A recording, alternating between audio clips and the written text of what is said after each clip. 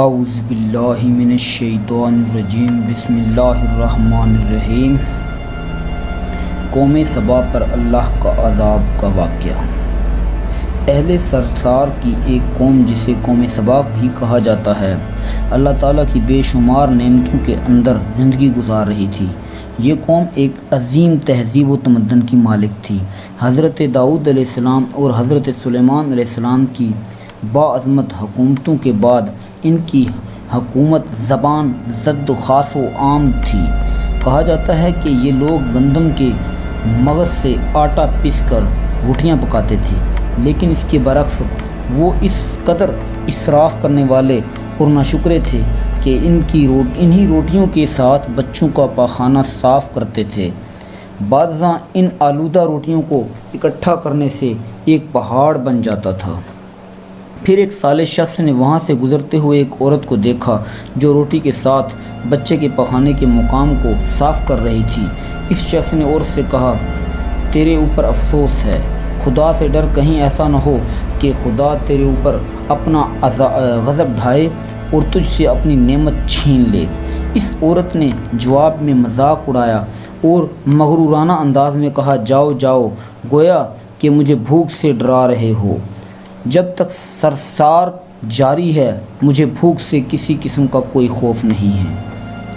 کوئی زیادہ عرصہ نہیں گزارنا تھا کہ اللہ تعالیٰ نے ان لوگوں پر اپنا عذاب ڈھایا۔ پانی جو کہ زندگی کی بنیاد ہے ان لوگوں سے چھین لیا، یہاں تک کہ قحط نازل ہوا۔ بات یہاں تک پہنچ گئی کہ ان کی ذخیرہ کی ہوئی تمام غذا ختم ہو گئی۔ آخر کار وہ مجبور ہو گئے کہ انہیں آلودہ روٹیوں پر ٹوٹ پڑے۔ یہ ان لوگوں نے جو اکٹھی کر کے پہاڑ کی مانند ڈھیر لگایا ہوا تھا، وہاں سے روٹی لینے کے لیے صف لگتی تاکہ ہر کوئی وہاں سے اپنا حصے کی روٹی لے سکے۔ کفران نعمت، قحط اور ان کی بدحالی کے بارے میں متعدد روایات موجود ہیں۔ سورہ نحل کی آیات نمبر 112 اور 113 میں یوں ارشاد ہوتا ہے، اور اللہ نے اس بستی کی بھی مثال بیان کی ہے جو محفوظ اور مطمئن تھی۔ اس کا رزق ہر طرح سے باقاعدہ آ رہا تھا، لیکن اس بستی کے رہنے والوں نے اللہ کی نعمتوں کا انکار کیا تو خدا نے انہیں بھوک اور پیاس کا مزہ چکھایا، صرف ان کے ان اعمال کی بنا پر کہ جو وہ انجام دے رہے تھے۔ اور یقیناً ان کے پاس رسول آیا تھا تو ان لوگوں نے ان کو جھٹلایا تو پھر ان تک عذاب آ پہنچا کہ یہ سب ظلم کرنے والے تھے۔ اس قوم سبا کے بارے میں ایک اور واقعہ بیان ہوتا ہے کہ ان لوگوں نے اپنی زراعت کو بہتر طور پر کاشت کرنے کے لیے پانی ذخیرہ کرنے کی خاطر بلب کے دو پہاڑوں کے درمیان ایک بہت بڑا بند مارب تعمیر کیا ہوا تھا۔ سوراخ اور دوسرے پہاڑوں سے گزرا ہوا پانی اس بند میں آ کر وافر مقدار میں جمع ہو جاتا تھا۔ قوم سبا نے اس پانی سے صحیح طور پر استفادہ کرتے ہوئے وسیع و ریز اور بہت سے خوبصورت باغات لگائے اور کھیتی باڑی کو رونق بخشی۔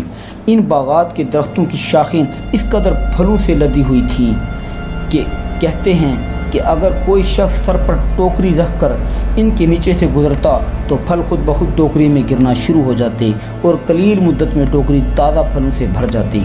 لیکن نعمتوں کی کثرت نے انہیں شکر کرنے کی بجائے سرمست اور غافل کر دیا تھا، یہاں تک کہ ان کے درمیان بہت بڑا طبقاتی نظام وجود میں آ چکا تھا۔ ان میں سے صاحب اقتدار لوگوں نے کمزوروں اور ضعیفوں کا خون چوسنا شروع کر رکھا تھا، یہاں تک کہ ان لوگوں نے خدا سے ایک احمقانہ التماس کیا جس کا ذکر سورہ سبا کی آیات نمبر 19 میں ملتا ہے۔ انہوں نے کہا، خدایا ہمارے سفروں کے درمیان فاصلہ قائم کر دے۔ انہوں نے اللہ تعالیٰ سے یہ التماس اس لیے کیا تاکہ غریبوں، بے نواح لوگوں، عمرہ اور ثروت مندان کے ہمراہ سفر نہ کریں۔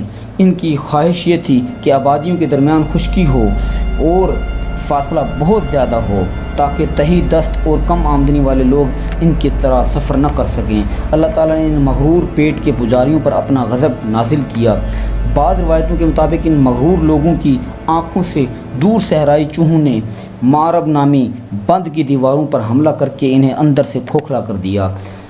ادھر سے بارشیں زیادہ ہوئیں جن کی وجہ سے سیلاب آ گیا اور اس بند میں پانی بہت زیادہ اکٹھا ہو گیا۔ اچانک بند کی دیواریں ٹوٹیں، اس سے ایک بہت بڑا سیلاب آیا جس میں تمام دیہات، آبادیاں، مال مویشی، باغات، کھیتیاں، ان کے محل اور گھر پانی میں غرق ہو کر نابود ہو گئے۔ ان کے باغات اور زراعت میں سے صرف بیری کے درخت اور کچھ جھاڑیاں بچی تھیں۔ خوش الحان پرندے وہاں سے کوچ کر گئے تھے، جبکہ الوؤں اور کووں نے قوم سبا کے کھنڈرات میں اپنے گھونسلے بنا رکھے تھے۔ اس بات کا ذکر سورہ سبا کی آیت نمبر 15 اور 16 میں ملتا ہے، اور آخر میں سورہ سبا کی آیت نمبر 17 میں قرآن کریم میں اس واقعے کا یوں نتیجہ نکالا ہے: یہ ہم نے ان کی ناشکری کی سزا دی ہے اور ہم ناشکروں کے علاوہ کسی کو سزا نہیں دیتے۔